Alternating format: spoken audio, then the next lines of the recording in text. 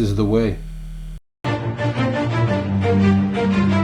Hey guys, welcome back to Rolly Reacts, back again with another review. But today's a great day to be a Star Wars fan. I mean, we have season 3 of Mandalorian back. They aired episode 1 today, and what a solid episode back into the to the show. Definitely explores where we're gonna go this season, and then we also get to catch up with some old characters from previous seasons, see what's new with them, and definitely a solid start to the season. So I mean, today on this episode we started with the armorer. She seems to be crafting something in her little shop there, and she comes out of her little cave, and there's a ceremony going on with all the Mandalorians. She has a little helmet, and she's bringing it to this kid that they present us, or they introduce us to, that seems to be becoming a Mandalorian. It's a pretty cool visual because, I mean, I know in the Clone Wars show they explored Mandalore and some of their customs, but it was just nice to see a ceremony of like the crowning of a Mandalorian, you getting sworn in, if you will. And basically she hands the kid the helmet. He has to recite the creed and pledge his allegiance, or say his vows to becoming a Mandalorian. And it was just cool to see that ceremony, how they would, possibly do this for everyone on Mandalore that becomes a Mandalorian and gets sworn in. After that, before we move on, I think that kid that they were crowning a Mandalorian, I think he's related, or maybe he's Paz Vizsla's son, because every time he was, or like during his whole time when he was reciting the creed, they kept cutting back and forth between that kid and Paz Vizsla. Paz Vizsla is the Mandalorian with the blue armor. He has the big machine gun. He saved Mando a few times. I even argued with Mando about the Darksaber at one point. So I'm wondering if that's his kid, because they just kind of kept moving the camera back and forth between the kid and him.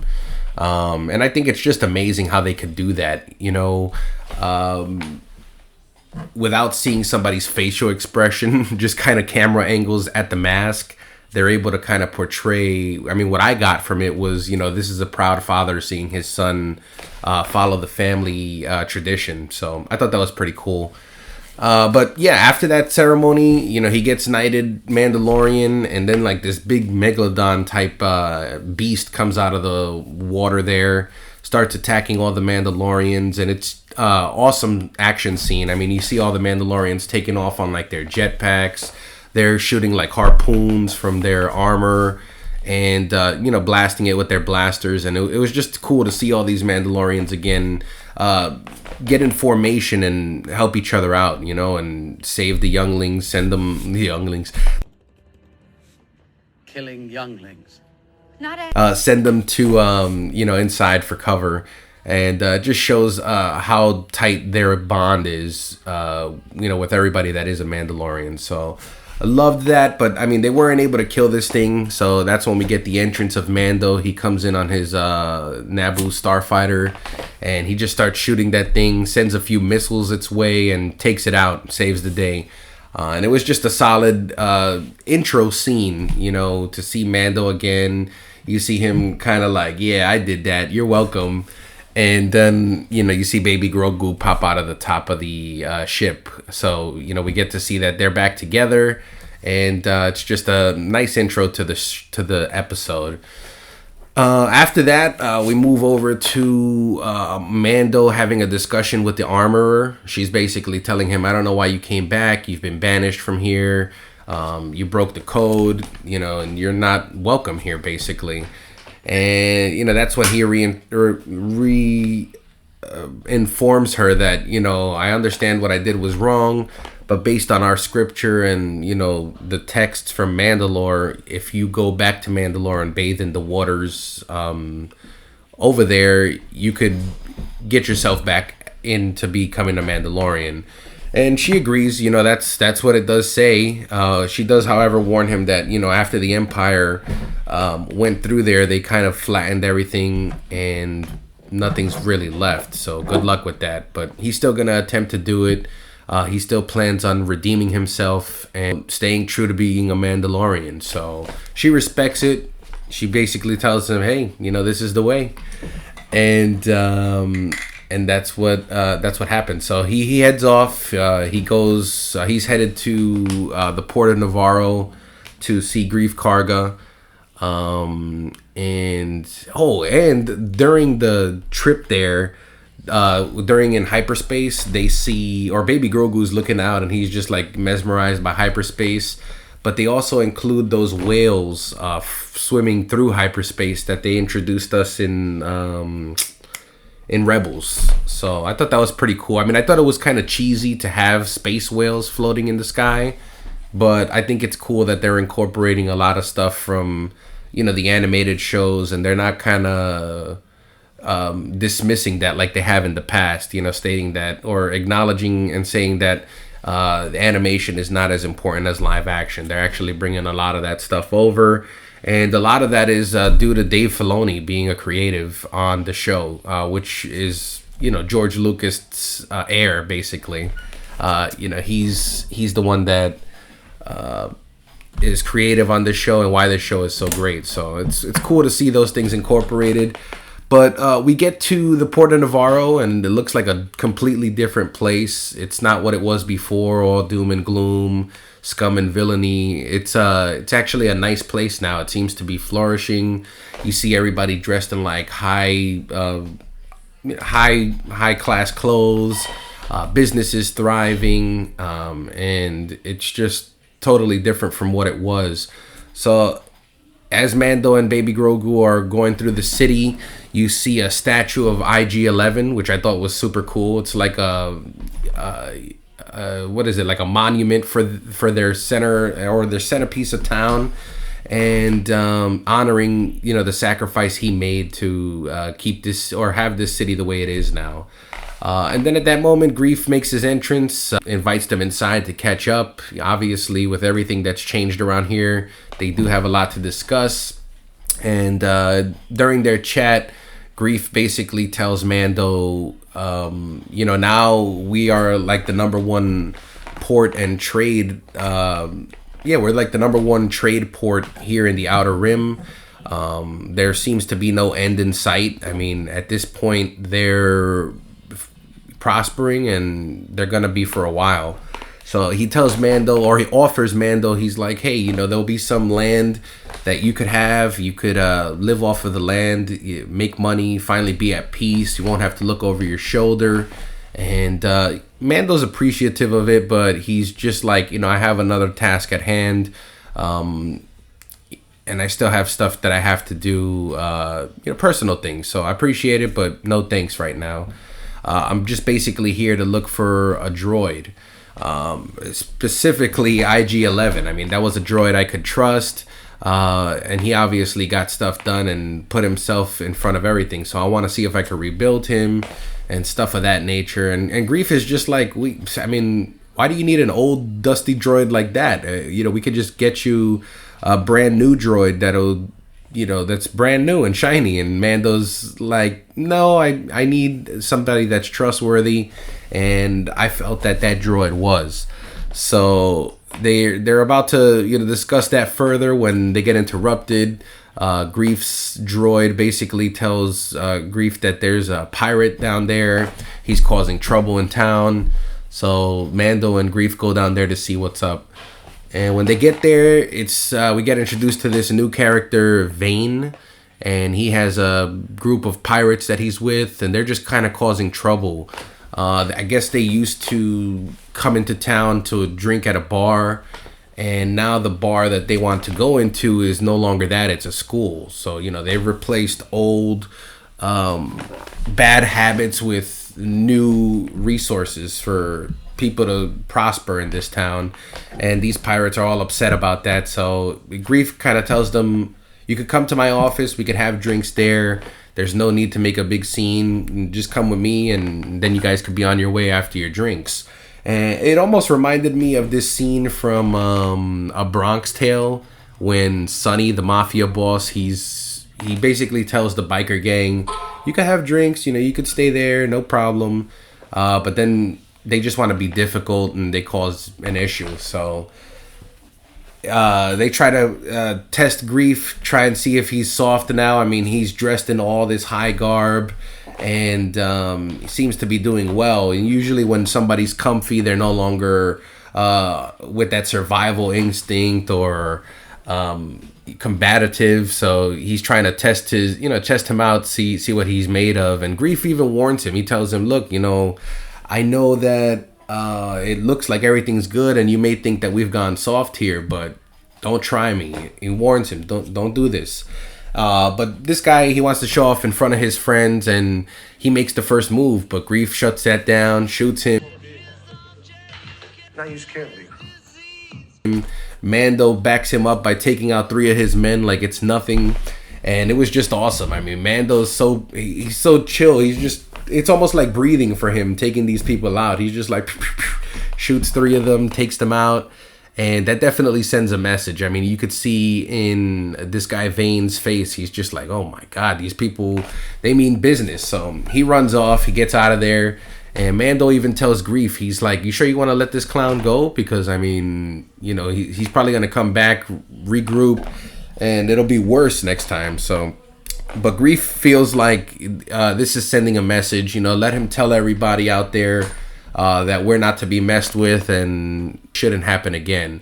And if it does, we'll be ready, because that's what I wanted to bring up. I wanted to see if you could become this city's marshal.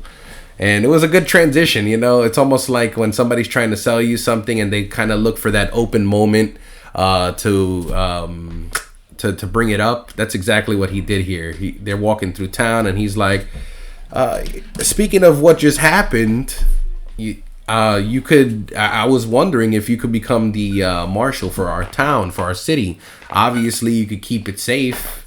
And Mando's, again, appreciative for the offer, but he reinstates, look, I still have a very personal task at hand that I have to tend to. I'm kind of here just to get the droid, and with your permission, I want to go ahead and see if I can repair him. So Grief allows it, obviously. He has a lot of respect for Mando. He wants to help him out in any way he can. And they start kind of Frankensteining this IG-11 body. They take it down from the center of town there, and they start working on it, trying to revive it, trying to get him back in order. But he just turns, crazy, jumps off the table, starts charging at them. Blasting him is not working. He just keeps coming, kind of like a Frankenstein. And finally, this robot kind of throws this statue of Grief's head that's in there for some reason. And that's a funny thing. He's kind of like feeling himself, because, I mean, he's dressed in this garb now. He corrects Mando when he calls him a magistrate. He's like, no, I'm a high magistrate. Get it correct. And then there's just a random statue of him in some office. So who knows? There's probably those like random statues everywhere. And I thought that was kind of funny. But basically, his big head destroys this IG-11 bot. And at that point, Mando's like, well, I mean, that didn't work. But is there any other option? So Grief takes him to these like robot mechanics, and it's so cool how they incorporated this. Obviously, I'm not a big fan of the sequel trilogy 7, 8, and 9, but in 9 they had a Babu Frick character that was super cute and just hilarious. It was really funny to see that character, and then we get to this shop where there's a bunch of those characters. And they seem to be the body shop for these robots, and they're going to try and get it back in order. So they're in there, and what I loved about this is that you could tell that these little characters were not CGI. This was practical effects. Probably little models or little figures that they made, and somebody's puppeteering them. So I thought that was pretty awesome to use a practical effect in such a way. And what a cute group of characters. They're funny, they're charming, and they basically tell Mando, the only way we could go ahead and fix this droid is by getting this piece that we don't have. So you'd have to get the piece. As long as you could bring that back, we could get him in functioning order, and you'll be all set. So Mando takes off, and he's on his way, I guess, to go find that piece. But now the pirate dude is back. He got like, I think like 6 dudes with him, and they start having an awesome dogfight, which I thought was pretty neat. I mean, it definitely had a mixture of the original trilogy space battles, but also very similar to Episode 2 when Obi-Wan and Jango Fett's chasing him with Boba Fett.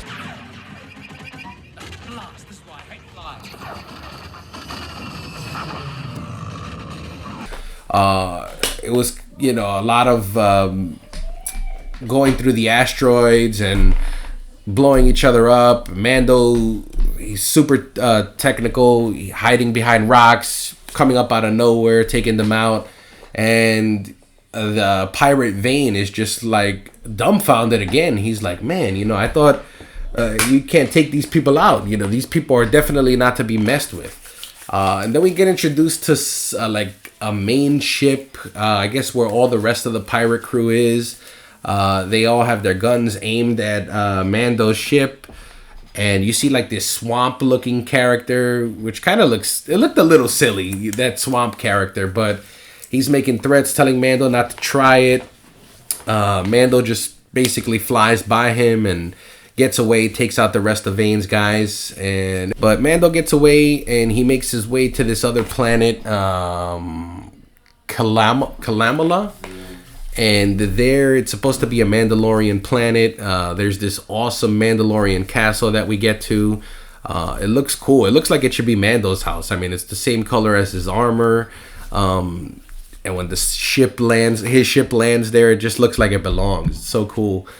But we get there and we see that this is Bo-Katan's castle. She's here and she's just kind of sitting on the throne. Very reminiscent to Game of Thrones, like when you see Daenerys and her sitting on her throne in her castle. It was very similar to that. But she's there and Mando's telling her, you know, I'm back. I want to go ahead and join you on the quest to go. And she's just like, there's nothing left on Mandalore. He's like, but what about your people that you said that were there or that were going to go with you? And basically, since she showed up without the Darksaber, they lost respect for her. They stopped following her. And she's just now miserable. I mean, she kind of has some resentment towards Mando. And you could hear it in her voice, just the way she was speaking with him. But she basically says, you know, why don't you go over there and, you know, you wield that saber and maybe they'll follow you, you know, because they didn't want to follow me. So she's a little bitter and she's just soaking in her misery right there. It looks like she's hopeless. She's given up the drive to go to Mandalore and even lead Mandalore at this point. She's just going to sit there and do nothing for the rest of her days, it seems like. But you could tell just by the tone in her voice, she's going to be back and she's probably going to battle Mando. And that should be interesting later in the season. But at that point, Mando basically tells her, regardless of what you say, I'm going to go forward. I'm going to go to Mandalore, try and redeem myself. You know, I want to bathe in those waters. And what's interesting is that I guess when the Empire bombed that place, there was some like radiation or kind of dropped like a nuclear bomb and there's radiation. People can't live there. It seems like that's what's happened on Mandalore because she's saying that Mandalore is poisoned and non-livable. There's really nothing there. So good luck with trying to bathe over there. You'll probably die before you get to. So Mando tells her, regardless of whatever you say, I'm going to go. I'm going to continue my mission. And he takes off and the episode ends. And I just thought it was very cool. A lot of Star Wars elements that I like here. You know, you had the space battle, which was awesome. The dogfight between Mando and the pirates. You have Mando showing Grogu kind of how to operate before all that went down. How to operate the ship and how to detect enemies. How to check your fuel. It was just cool to see that father-son kind of vibe. And then also at the very beginning of the episode, the ceremony to become a Mandalorian, I loved that. You know, we never saw that before, and I thought that was just a nice touch. But yeah, solid first episode for the season. I'm excited to be reviewing this every week with you guys. Let me know what you guys liked or disliked about the episode, and let's try and form a community, have a discussion. That's what I'm here for. That's what I'm most excited about with having this incorporated on the channel.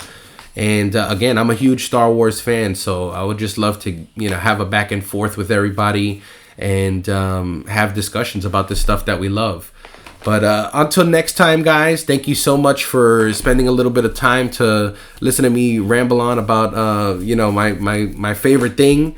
And I hope we could talk. Have a great day, guys. And until next week, can't wait.